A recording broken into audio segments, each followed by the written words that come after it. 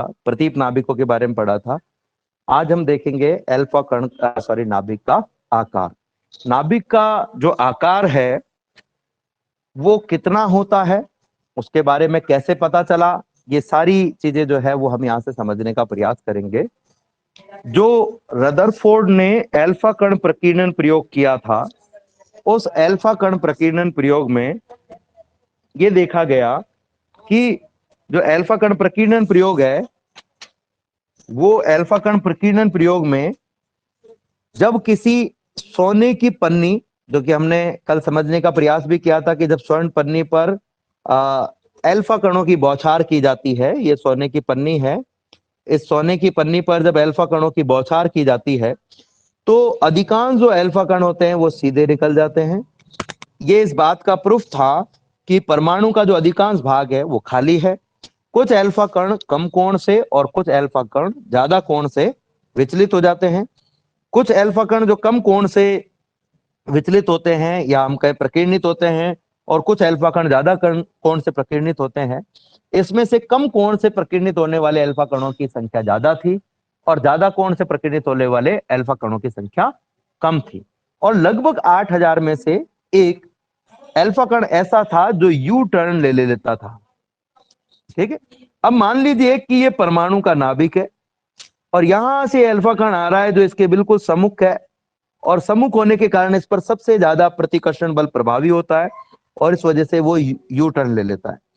इस परमाणु के नाभिक से अल्फा कण जहां से यू टर्न ले रहा है, इन दोनों के बीच की जो दूरी है इसे हम कहते हैं निकटस्थ पहुंच की दूरी।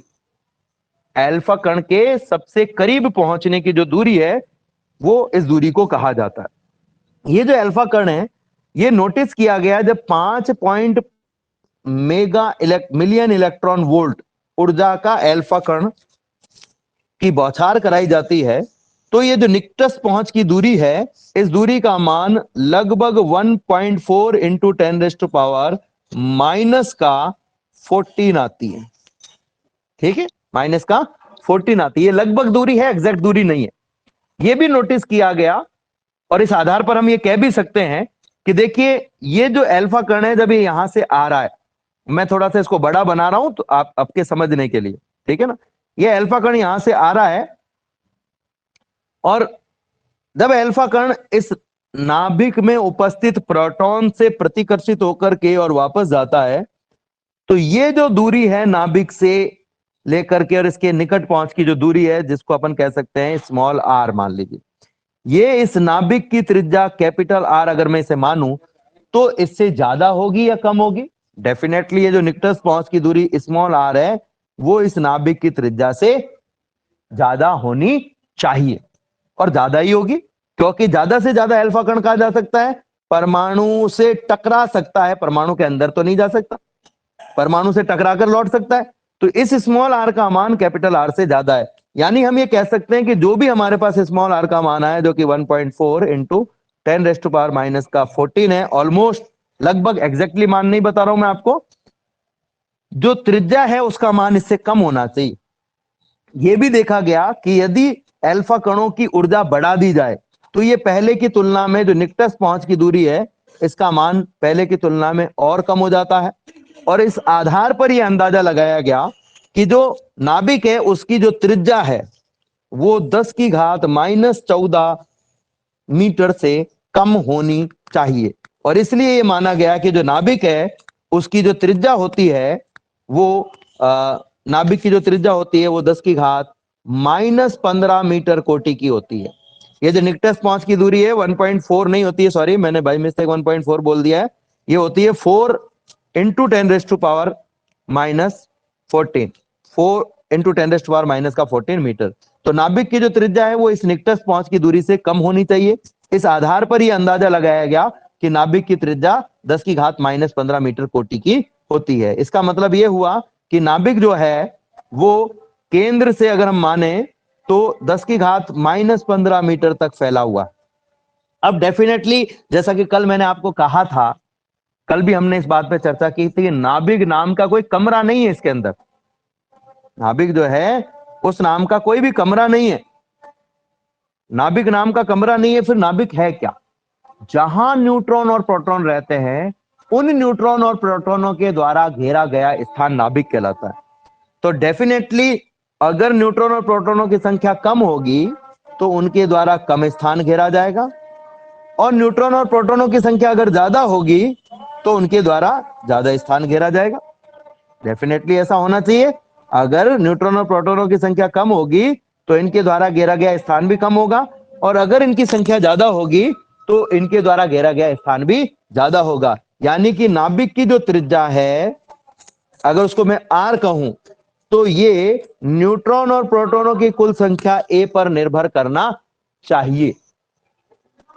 नाभिक की जो त्रिज्या है वो न्यूट्रॉन और प्रोटॉनों के कुल संख्या, जिसे द्रव्यमान संख्या कहा जाता है ए, उस पर निर्भर करना चाहिए। और जैसे जैसे न्यूट्रॉन और प्रोटॉनों की कुल संख्या बढ़नी चाहिए, यानी ए का मान बढ़ना चाहिए, वैसे वैसे नाभिक की जो आयतन है उसके मान में भी वृद्धि होनी चाहिए। त्रिज्या नहीं कहूंगा मैं, अब त्रिज्या क्यों नहीं कह रहा हूं मैं, आयतन क्यों कह रहा हूं, ध्यान से समझना मेरी बात को। मान लीजिए कि इतने क्षेत्र में पहले न्यूट्रॉन और प्रोटॉन थे, ठीक है, और इस क्षेत्र का जो मान है, इस क्षेत्र की जो त्रिज्या है वो मान लीजिए 3 मिलीमीटर है। सपोज ऐसे ही मान लिया, पर तुकबंदी से मान ली, ये गेंदे रखी हुई है ना, ये गेंदे रखी हुई है, 3 मिलीमीटर नहीं मानते अपन, उसको सेंटीमीटर में मान लेते हैं। 10 सेंटीमीटर है मान लो। अब अगर मान लीजिए मैं एक गेंद जिसकी त्रिज्या, ध्यान से सुनना मेरी बात को, एक गेंद जिसकी त्रिज्या 2 मीटर हो, 2 सेंटीमीटर हो, उसको ला करके मैं यहां पर रख देता हूं, तो जो फैलाव है उसकी त्रिज्या कितनी बढ़ गई बच्चों, 2 सेंटीमीटर बढ़ गई। ऐसा हमको ऐसा प्रतीत हो रहा है कि भाई अब 10 की जगह हो गया 12। अब मैं एक और गेंद रख देता हूं, अब कितनी बढ़ गई, क्या 12 प्लस 2 14 हो गई, हम कहेंगे नहीं। एक और गेंद रख देता हूं, अब क्या 14 प्लस 2 16 हो गई, नहीं। एक और गेंद रख देता हूं, एक और गेंद रख देता हूं, एक और गेंद, एक और गेंद, एक और गेंद, एक और गेंद, तो जो त्रिज्या है वो डायरेक्टली नहीं बढ़ती है। डायरेक्टली कौन बढ़ता है, डायरेक्टली बढ़ता है आयतन। डायरेक्टली क्या बढ़ता है, आयतन। यानी हम ये कह सकते हैं कि इन न्यूक्लियॉन्स द्वारा घेरा गया जो स्थान है आयतन, वो इन न्यूक्लियॉन्स की संख्या पर डायरेक्टली डिपेंड करता है। आयतन जो है वो न्यूक्लियॉन्स की संख्या पर डायरेक्ट डिपेंड करता है, यानी V is proportional to A हो गया हमारे लिए एक तरीके से। अब जो आयतन होता है वो होता है 4/3 पाई आर क्यूब, अगर हम गोलाकार माने तो एक तरीके से हम कह सकते हैं कि जो आर क्यूब है वो A के प्रोपोर्शनल है। यानी कि जो R है, अगर मैं दोनों तरफ घनमूल ले लूं तो वो A की घात 1/3 यानी A के घनमूल के अनुक्रमानुपाती है। तो हम ये कह सकते हैं कि जैसे जैसे न्यूक्लियॉन्स की संख्या बढ़ेगी वैसे वैसे उन न्यूक्लियॉन्स द्वारा घेरा गया स्थान यानी आयतन में भी वृद्धि होती है। इसलिए प्रयोगों द्वारा और आंकड़ों के आधार पर, प्रयोगों द्वारा पुष्ट और आंकड़ों के आधार पर एक नियम दिया गया जिसमें हम ये कह सकते हैं किसी नाभिक की जो त्रिज्या आर है, कैपिटल आर, उसका जो मान है वो द्रव्यमान संख्या ए के घनमूल यानी कि 1/3, द्रव्यमान संख्या ए के घनमूल यानी कि 1/3 घात के अनुक्रमानुपाती है। आर इज प्रोपोर्शनल टू ए की पावर 1/3, यानी हम क्या कह सकते हैं कि नाभिक की त्रिज्या नाभिक की द्रव्यमान संख्या के घनमूल के समानुपाती होती है। और इस प्रोपोर्शनिटी को हटाने के लिए एक कांस्टेंट काम में लिया जाता है। इस कांस्टेंट को हम कह सकते हैं R0। R0 is equal to R equal to R0 A की पावर 1/3। ये हमारे पास में आ गया। अब अगर हमको कोई कहे कि नाभिक का आयतन निकालो, यहां पर R0 क्या है, अगर हम R0 की बात करें तो यदि A का मान 1 होता, सपोज A का मान 1 होता, तब R बराबर हमारे पास में आता R0, यानी R0 उस नाभिक की त्रिज्या है जिसकी द्रव्यमान संख्या 1 है। ऐसा कोई नाभिक है कि जिसकी द्रव्यमान संख्या 1 है, तो हम कहेंगे हाइड्रोजन। हाइड्रोजन का नाभिक एक ऐसा नाभिक है जिसकी द्रव्यमान संख्या 1 है। तो इस R0 का जो मान निकाला गया वो था, R0 का मान हमारे पास में 1.2 इंटू 10⁻⁻⁻15। ये R0 का मान है, ध्यान रखना पड़ेगा आपको। R0 का मान कितना है 1.2 इंटू 10⁻⁻15। अब हमारे पास में क्या आ गया है बच्चों, हमारे पास में एक संबंध आ गया है R बराबर R0 a की पावर 1/3। अगर मैं इसका क्यूब कर दूं, क्या कर दूं इसका क्यूब, घन लेने पर, घन ले लिया तो हमारे पास में हो जाएगा इस तरफ R³ और इस तरफ हो जाएगा R0 का क्यूब इंटू a की पावर 1/3 का भी क्यूब। दोनों का क्यूब करना पड़ेगा, R0 का भी और a की पावर 1/3 का भी। अब देखो घात है 1/3 और उसके ऊपर एक घात और है 3, तो 1/3 इंटू 3, घात के ऊपर घात हो तो दोनों घातें आपस में गुणा हो जाती है, 3 से 3 कट गया, आपके पास में क्या आ गया 1। तो हम क्या कहेंगे, हमारे पास में आ जाएगा R³ बराबर R0 का क्यूब इंटू a। R³ बराबर R0 का क्यूब इंटू a, ये हमारे पास में यहां पर आ गया। ठीक है, अब अगर हम यहां पर ध्यान से देखें R³ बराबर R0 का क्यूब इंटू a, अगर हम यहां पर ध्यान से देखें तो ये हमारे पास में एक संख्या है, इस पूरी संख्या को अगर मैं दोनों तरफ 4/3 पाई से गुणा कर दूं, लेफ्ट साइड में भी और राइट साइड में भी, तो हमारे पास में क्या आ जाएगा बच्चों 4/3 पाई R³, ये लेफ्ट साइड में गुणा कर दिया, और 4/3 पाई ये राइट साइड में गुणा कर दिया R0 का क्यूब इंटू a। ये जो 4/3 पाई R³ है ये कहलाता आयतन, क्योंकि हम परमाणु को गोलाकार मानते हैं, नाभिक को गोलीय गोलाकार मानते हैं, इसलिए हम क्या कहेंगे, हो जाएगा आयतन V। V बराबर हो जाएगा हमारे पास में 4/3 पाई R0 का क्यूब इंटू a, यानी कि नाभिक का आयतन द्रव्यमान संख्या a के समानुपाती होता है, जो कि हमने शुरुआत में ही बात की थी।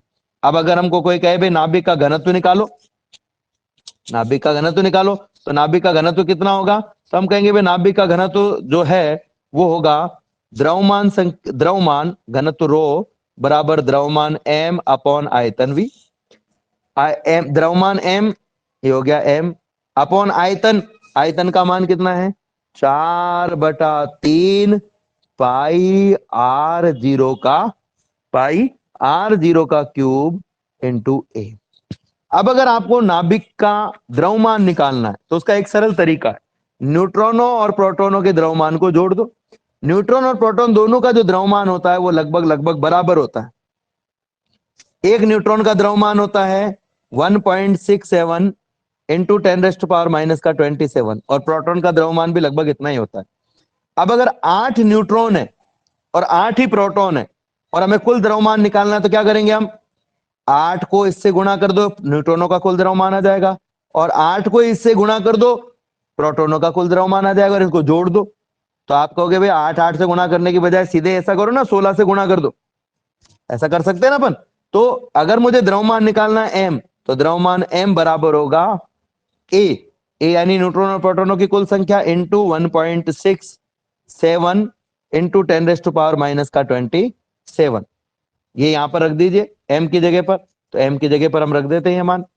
हमारे पास में क्या आ जाएगा बच्चों, रो बराबर a into 1.67 into 10⁻⁻27 upon 4/3 pi R0 का क्यूब इंटू a। ये a से a कट गया, a से a कट गया, ठीक है, ये हमारे पास में आ गया। अब देखो रो बराबर क्या हो जाएगा हमारे पास में 1.67 इंटू 10⁻⁻27 अपॉन 4/3 पाई R0 का क्यूब। यहां पर 4/3 का मान रखो, पाई का मान रखो, और R0 का मान हम निकाल चुके, कितना आया था 1.2 इंटू 10⁻⁻15, ये सारे मान रखेंगे तो जो रो का मान है वो आता है 2.38 इंटू 10⁻17 किलोग्राम पर मीटर क्यूब। तो ये नाभिक का घनत्व है जो कि कांस्टेंट होता है, नाभिक का घनत्व ऑलमोस्ट कांस्टेंट होता है, ये नहीं बदलता है, ये ध्यान रखना। तो नाभिक की का जो आयतन है वो द्रव्यमान संख्या के अनुक्रमानुपाती है, त्रिज्या जो है वो द्रव्यमान संख्या के घन मूल 1/3 घात के अनुक्रमानुपाती है, लेकिन जो आयतन है वो द्रव्यमान संख्या पर निर्भर नहीं करता है। और जब कोई किसी राशि पर निर्भर नहीं करे तो आप कह सकते हो कि उसकी शून्य घात के अनुक्रमानुपाती है। तो कोई पूछे कि द्रव्यमान संख्या पर किस प्रकार से निर्भर करता है, तो हम कहेंगे द्रव्यमान संख्या पर निर्भर नहीं करता है या उसकी शून्य घात के अनुक्रमानुपाती है। इस प्रकार से हम क्या कर सकते हैं कि जो घनत्व है, त्रिज्या है और आयतन है उसका मान निकाल सकते हैं। अब यहाँ पर एक बार फिर से हम इसको देख लेते हैं, जो भी हमने किया है ये थोड़ा सिस्टमेटिक ढंग से हम इसको समझेंगे। एक बार फिर से बच्चों ध्यान से समझिएगा। हमारे पास में हमने बात की थी कि जो परमाणु है उसका जो नाभिक होता है उसके लिए जब अल्फा कण प्रकीर्णन प्रयोग किया गया तो जो निकटस्थ पहुंच की दूरी थी वो 4 × 10⁻⁻14 मीटर थी। और इस आधार पर ये कहा गया कि जो निकटस्थ पहुंच की दूरी आ रही है अल्फा कणों के लिए, नाभिक की त्रिज्या इससे कम होनी चाहिए। इस आधार पर यह माना गया कि नाभिक की जो त्रिज्या होती है वो 10⁻15 मीटर कोटि की होती है। 10⁻15 मीटर कोटि का मतलब ये नहीं है कि सिर्फ 10⁻15 मीटर ही है। इसका मतलब है कि इसके गुणा में यहाँ पर कोई संख्या भी आएगी, वो 1 भी हो सकती है, वो 1.1 भी हो सकती है, वो 1.2 भी हो सकती है, वो 1.3 भी हो सकती है। कोई भी संख्या, छोटी मोटी कोई भी संख्या हो सकती है, लेकिन 10 की घात इतनी ही रहेगी। ठीक है, तो ये इसका मीनिंग है।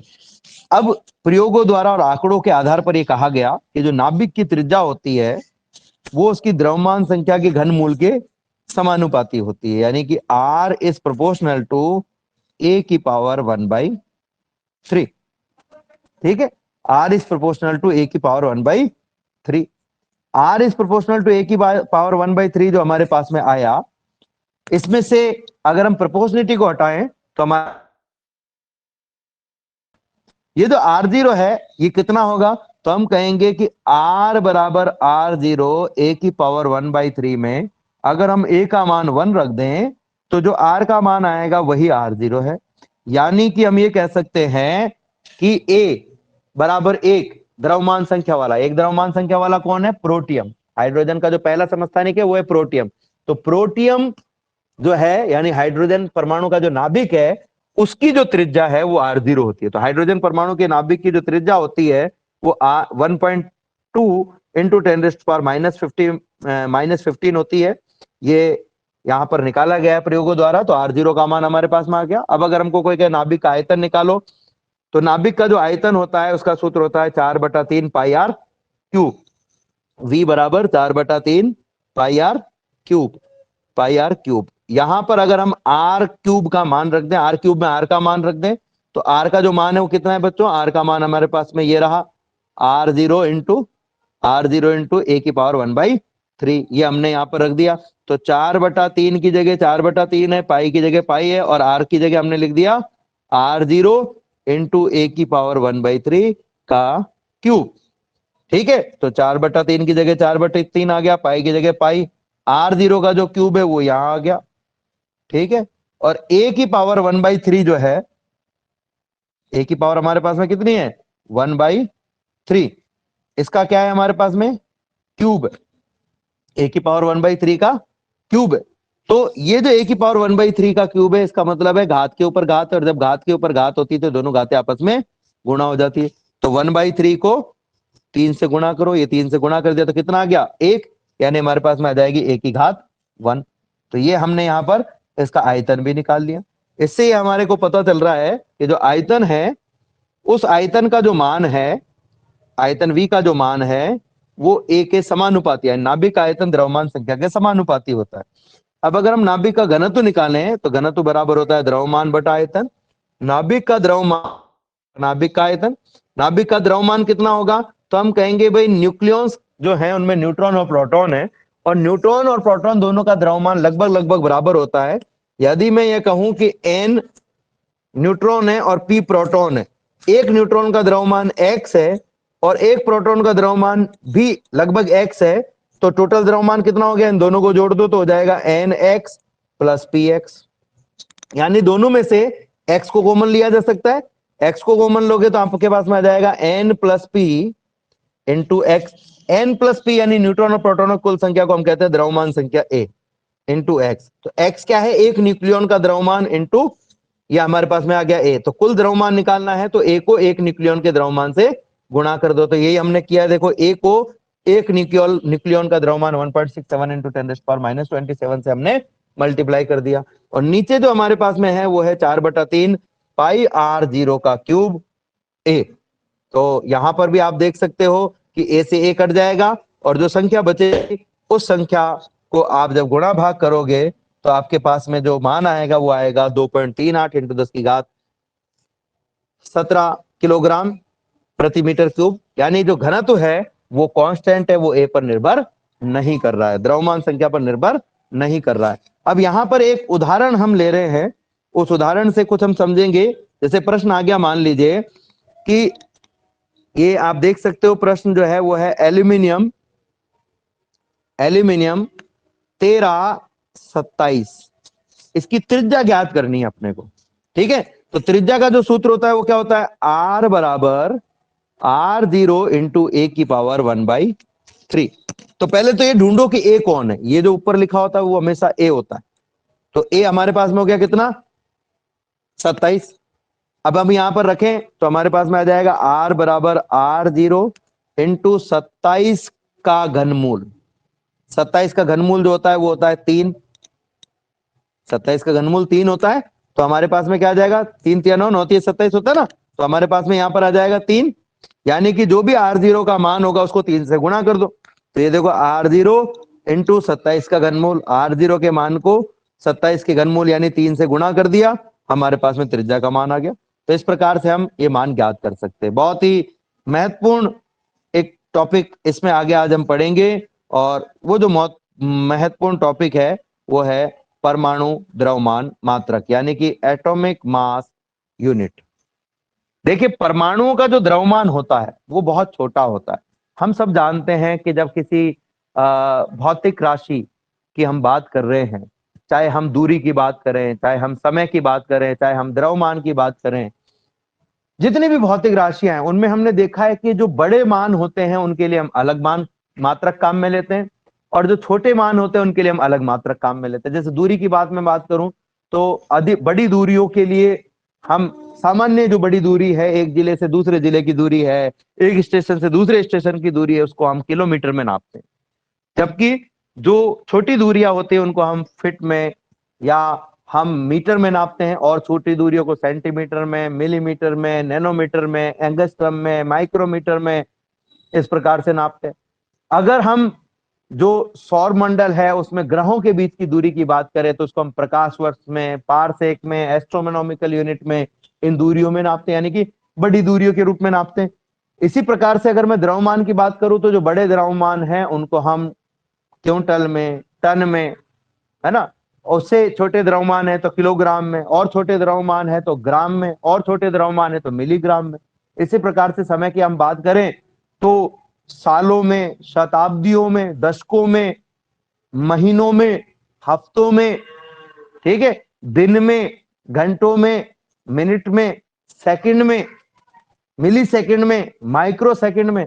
तो बड़ी दूरियों के लिए, बड़े समय के लिए, बड़े द्रव्यमान के लिए अलग मात्रक, छोटी दूरियों के लिए, छोटे द्रव्यमान के लिए, छोटे समय के लिए अलग मात्रक। तो इसी प्रकार से जो परमाणु होता है, उसका जो नाभिक होता है, उसमें जो न्यूक्लियॉन्स होते हैं उनका द्रव्यमान बहुत कम होता है।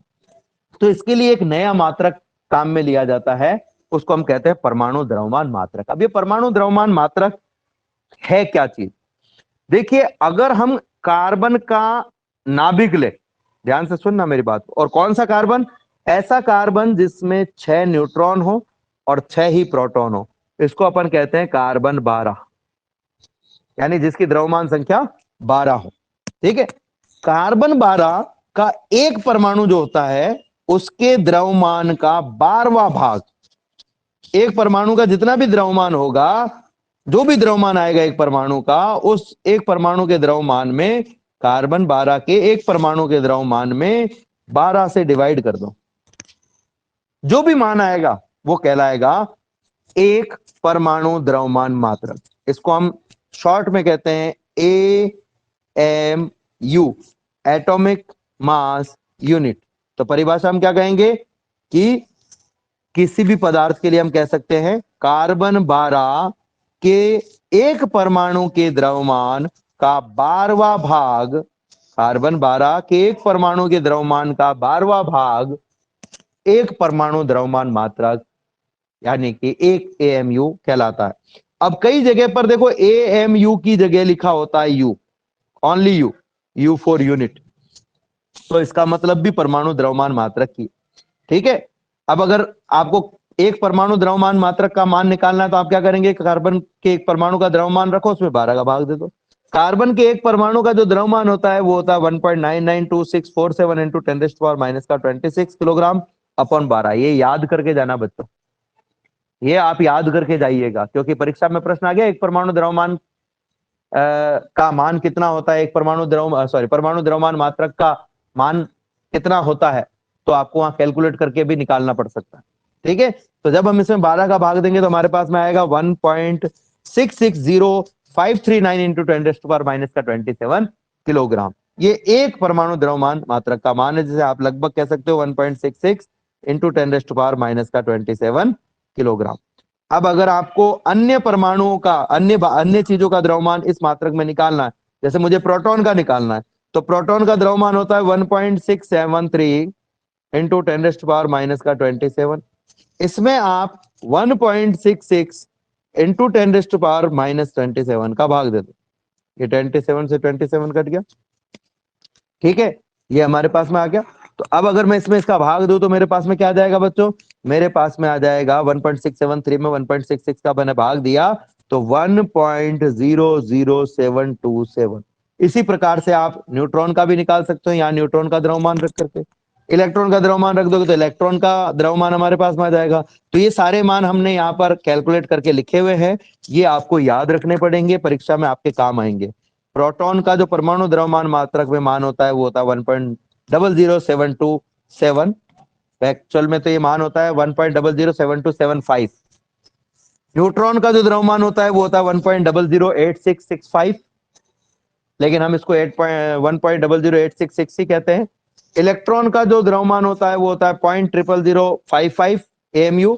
और हाइड्रोजन परमाणु, ये ध्यान रखना, यहां पर हम प्रोटियम की बात नहीं कर रहे हैं, हम परमाणु की बात कर रहे हैं। हाइड्रोजन परमाणु का जो द्रव्यमान होता है वो होता है 1.00782। अब ये जो द्रव्यमान है वो इस द्रव्यमान से भिन्न क्यों है, क्योंकि हाइड्रोजन परमाणु में एक इलेक्ट्रॉन भी होता है एक प्रोटॉन के साथ में, तो कुल द्रव्यमान जो होगा प्रोटॉन और इलेक्ट्रॉन के द्रव्यमान के योग के बराबर होना चाहिए। ठीक है, तो ये हमने देखा परमाणु द्रव्यमान मात्रक है। अब हम आगे देखेंगे द्रव्यमान ऊर्जा तुल्यता संबंध। लेकिन द्रव्यमान ऊर्जा तुल्यता संबंध जो है उसको समझने के साथ साथ हमें द्रव्यमान स्थिति को भी समझना पड़ेगा, और द्रव्यमान स्थिति भी एक इंपॉर्टेंट टॉपिक है। लेकिन पहले मैं द्रव्यमान ऊर्जा तुल्यता संबंध पे आता हूं, ये कक्षा 11 में भी आपने पढ़ा है, बहुत फेमस सूत्र है E बराबर mc²। लेकिन ये फेमस क्यों है, इसमें ऐसी क्या खास बात है, कोई खास बात इसमें आपको नजर आ रही हो तो देखो क्या खास बात है। इसको हम अगर ध्यान से देखें तो मैं पहले भी क्लास में भी ये बता चुका हूं कि दुनिया में दो तरह की चीजें हैं, एक जिनका कोई ना कोई द्रव्यमान है जिन्हें हम कहते हैं मास यानी कि कण, और एक जिनका कोई द्रव्यमान नहीं है जिसे हम कहते हैं ऊर्जा यानी कि विकिरण यानी कि तरंगे। अगर मैं प्रकाश की बात करूं तो यह सूत्र अगर प्रकाश की ऊर्जा के लिए है, क्योंकि प्रकाश का वेग ही c होता है, तो यहां पर द्रव्यमान का नाम मान क्या रखें ये हमारे लिए दिक्कत वाली बात है, क्योंकि प्रकाश का कोई द्रव्यमान नहीं होता। लेकिन अगर यही सूत्र मैं कण के लिए उपयोग में लूं तो कण का द्रव्यमान तो होता है पर उसका वेग कभी भी c नहीं हो सकता। तो इस इक्वेशन को हम कण के लिए काम में लें या तरंग के लिए काम में लें, ये एक बड़ी समस्या थी, बहुत बड़ी समस्या है हमारे लिए समझने की बात है। E बराबर mc² जो सूत्र है वो इतना महत्वपूर्ण क्यों है, क्योंकि ये अकेला इक्वेशन जो है वो केवल कण के लिए या केवल तरंग के लिए काम में नहीं लिया जा सकता है। केवल कण के लिए काम में लो तो c नहीं लिख सकते हम वेग का मान, और केवल तरंग के लिए काम में लो, ऊर्जा के लिए काम में लो तो द्रव्यमान क्या रखें, ये वाली दिक्कत है। ये जो इक्वेशन है वो ये बताता है कि जब भी कोई कण कोई भी द्रव्यमान ऊर्जा में रूपांतरित होता है तो उस द्रव्यमान के तुल्य ऊर्जा का जो मान है वो कितना होता है। यानी ये द्रव्यमान अगर ऊर्जा में रूपांतरित हो जाता विकिरण में रूपांतरित हो जाता तो उस ऊर्जा का मान कितना आता है। यानी ये उस कंडीशन को बताता है जिसमें कण केवल कण नहीं है या केवल तरंग नहीं है, ये केवल ऊर्जा नहीं है, ये द्रव्यमान से ऊर्जा में रूपांतरित होते समय उसकी जो ऊर्जा होगी उस ऊर्जा को व्यक्त करता है। केवल कण की ऊर्जा को व्यक्त नहीं कर सकता है, केवल तरंग की ऊर्जा को व्यक्त नहीं कर सकता है। ये कण से संबद्ध जो ऊर्जा है, यानी कि कण जब ऊर्जा में रूपांतरित होता है, विकिरण में रूपांतरित होता है, तरंग में रूपांतरित होता है, ऊर्जा रूपी किसी प्रकार के प्रकाशिक किरण में रूपांतरित हो रहा है, किसी प्रकार के कोई वेव में रूपांतरित हो रहा है, चाहे वो अवरक्त तरंग है, चाहे वो अल्ट्रावायलेट तरंग है, या किसी और अन्य तरंग दैर्ध्य की तरंग है, उसमें रूपांतरित हो रहा है। तो जब ये रूपांतरित हो रहा है उस ऊर्जा में, वो उस ऊर्जा का मान कितना होगा तो वो हम E बराबर mc स्क्वायर से निकाल सकते हैं। इसलिए इससे को हम कहते हैं द्रव्यमान ऊर्जा तुल्यता संबंध। यानी ये इक्वेशन बताता है कि m द्रव्यमान के तुल्य ऊर्जा का मान निकालना है तो वो E बराबर mc स्क्वायर के, यहां पर C जो है वो प्रकाश का वेग है जिसका मान 3 × 10⁸ मीटर पर सेकंड होता है। अब अगर आपको किसी ने कह दिया कि 1 ग्राम के तुल्य ऊर्जा निकालो तो आप क्या करोगे? यहां पर E बराबर 1 ग्राम इंटू 3 इंटू 10⁸ 8 मीटर पर सेकंड का, पर सेकंड, ठीक है, का होल स्क्वायर। 1 ग्राम को किलोग्राम में चेंज करें तो 10⁻³ किलोग्राम हो जाएगा ये, ठीक है। और ये हो जाएगा हमारे पास में 3 का स्क्वायर 9, 10⁸ का स्क्वायर हो जाएगा 10⁸ का जो स्क्वायर है वो हो जाएगा 10⁻16, घात के ऊपर घात है, घाते गुणा हो जाएगी, मीटर स्क्वायर अपॉन सेकंड का स्क्वायर। इसको गुणा भाग करोगे तो आपके पास में आ जाएगा 9 × 10⁻13, इसकी घात -3 और 10⁻+16 माइनस प्लस का 13 हो जाएगा, किलोग्राम इंटू मीटर स्क्वायर प्रति सेकंड स्क्वायर बराबर होता है जूल। तो ये हमारे पास में आ जाएगा 9 × 10⁻13 जूल। और इसी प्रकार से अगर कोई पूछ ले कि 1 AMU के तुल्य ऊर्जा का मान निकालिए, ध्यान से सुनिएगा क्या बोल रहे, 1 AMU के तुल्य ऊर्जा का मान, तो हम कहेंगे E बराबर mc स्क्वायर से 1 AMU इंटू 3 × 10⁸ मीटर पर सेकंड का होल स्क्वायर। अब 1 AMU को चेंज कर लीजिए, कितना होता है 1.66 इंटू 10⁻⁻27, ठीक है, किलोग्राम। और 3 का स्क्वायर होता है 9 इंटू 10⁸ का स्क्वायर होता है 10⁻16 मीटर स्क्वायर प्रति सेकंड का स्क्वायर, ठीक है। गुणा भाग करते हैं, 1.66 को 9 से गुणा करें, 1.66 को 9 से गुणा कर देते हैं तो हमारे पास में क्या आ जाएगा, 1.66 को अगर हम 9 से गुणा करेंगे तो जो संख्या आएगी वो होगी 9 × 54 के 4, हाथ से लगे 5, 9 × 54, 54 और 5 59 के 9, हासिल का लगा 5, 9 × 9 और 5 14, 14.94 इंटू 10⁻⁻27 तो ऑलरेडी है, और प्लस 16 जो है वो हमारे पास में है 10⁻+16, और ये हो गया जूल। अब इसको आप और गुणा और इसको आगे आप सॉल्व करें तो आपके पास में आ जाएगा 14.94, जिसको लगभग आप कह सकते हो, एग्जैक्टली तो नहीं पर लगभग कह सकते हो, लगभग 15 × 10⁻, माइनस का 27 प्लस का 16 माइनस का 11 जूल।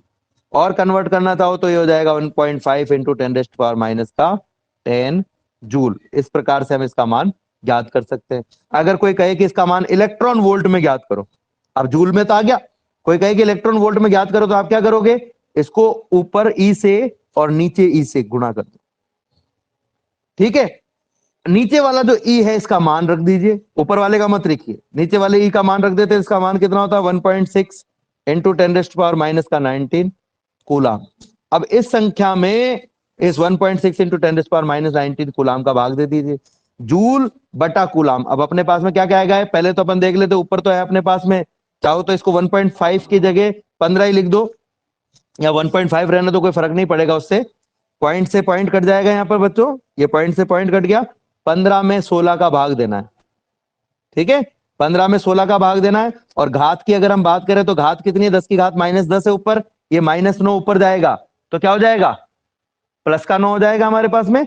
तो हमारे पास में क्या जाएगा, घात में घात में तो आ जाएगा 10 की घात प्लस का 9।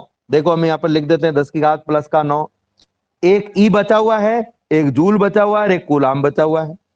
15 में 16 का भाग दे दिया, ये भाग दे दिया, तो ये 0.144 9 बार चला गया। बचे कितने? 6 0 16 48 3 बार, ठीक है, बचे 1 0। तो इस प्रकार से और आगे इसको बढ़ाएंगे तो अपने पास में ये मान और आ जाएगा, ठीक है।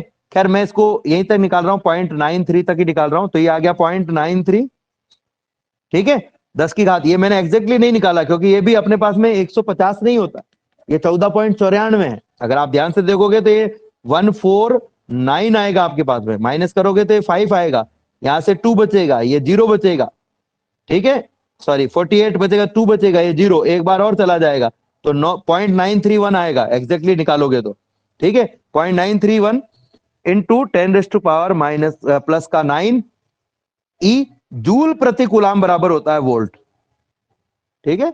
तो जो जूल में आ गया हमारे पास में वो क्या आ गया? जूल प्रति कूलाम बराबर हो गया वोल्ट। अब और इसको चेंज कर देते हैं अपन, पॉइंट को अगर हम 3 संख्या आगे ले जाएं तो ये हो जाएगा 931 इंटू 10 की घात 6 इलेक्ट्रॉन वोल्ट। 931 इंटू 10 की घात 6 इलेक्ट्रॉन, 10 की घात 6 प्लस है, इसको मिलियन कह सकते हैं, तो ये जाएगा 931 मिलियन इलेक्ट्रॉन वोल्ट, ठीक है। तो मुख्य बात क्या है, जूल में तो आप निकाल लोगे, जूल में दिक्कत तो आपको नहीं है, क्योंकि जूल में तो आपको क्या करना है, केवल ई बराबर जो mc स्क्वायर है उसमें m का मान किलोग्राम में रखना और c का मान रखना है। किलोग्राम में नहीं है तो किलोग्राम में कन्वर्ट कर लो। अब जूल जब आ गया तो उसके बाद में इसको इलेक्ट्रॉन वोल्ट में कैसे कन्वर्ट करेंगे, तो इसके लिए ध्यान रखना, फिर से बता रहा हूं मैं, ऊपर ई से गुणा कर देना, नीचे ई का भाग दे देना, और नीचे वाला जो ई है वो बन जाएगा आपके पास में 1.6 इंटू 10⁻⁻⁹ कूलाम। तो ये जो संख्या है इससे तो गुणा भाग कर लेना, और ये जो ई है वो एज इट इज रह जाएगा, और ये जो जूल प्रति कूलाम है ये हो जाएगा वोल्ट। तो मात्रक आ जाएगा अपने आप ही इलेक्ट्रॉन वोल्ट, ठीक है। तो इस तरीके से आप इसको चेंज कर सकते हो। ये हमने एक एएमयू के तुल्य ऊर्जा देखी और 1 ग्राम के तुल्य ऊर्जा देखी, ठीक है। यहाँ पर देख सकते हो एक बार एक एएमयू के समतुल्य ऊर्जा 1.66 एम का मान 1.66 इंटू 10⁻⁻27 किलोग्राम, मात्रक लिखा हुआ नहीं है लेकिन लिखा हुआ होना चाहिए, और जो सी है उसका मान 3 इंटू 10 की घात 8 मीटर प्रति सेकंड है, ये भी लिखा हुआ होना चाहिए था का स्क्वायर। तो इनको गुणा भाग करोगे तो 1.49 इंटू 10⁻⁻10 जूल आएगा। इलेक्ट्रॉन वोल्ट में कन्वर्ट करना है तो जैसे मैंने अभी आपको बताया कितना है हमारे पास में 1.49 इंटू 10⁻⁻10 जूल है ना। इलेक्ट्रॉन वोल्ट में कन्वर्ट करना है तो ई से ऊपर गुणा किया और ई से नीचे भाग दे दिया, जो नीचे भाग दिया ई उसका मान रख दो आप 1.